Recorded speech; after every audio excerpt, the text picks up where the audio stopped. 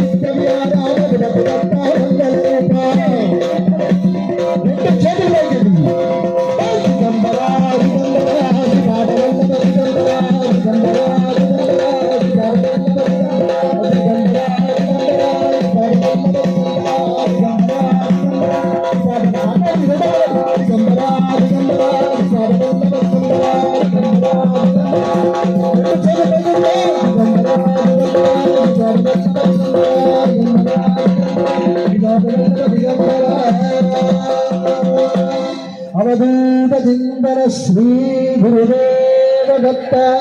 దయచేసి మీరు అందరు లైన్. ఎన్ని కలశాలు ఉన్నాయండి? ఇంకా కొద్దిగా కౌంట్ చేయండి.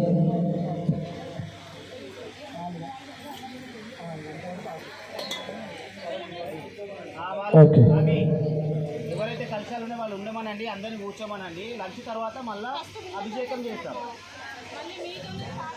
మళ్ళీ మీతోనే స్టార్ట్ చేస్తాం. ఒక పని చేయండి, ఒక నంబర్ ఇచ్చేసేయండి వాళ్ళకి. స్వామి 1 2 3 రాసి ఇచ్చేసేయండి. సాయి దయచేసి చూడండి.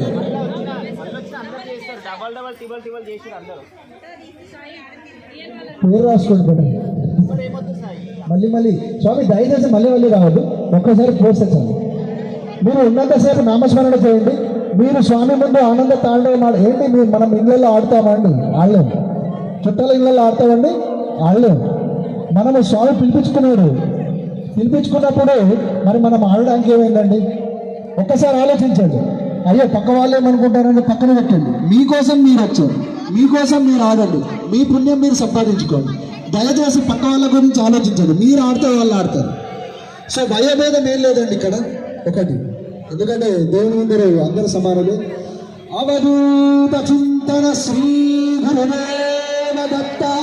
అవధూత చింతన శ్రీ గురుదేవ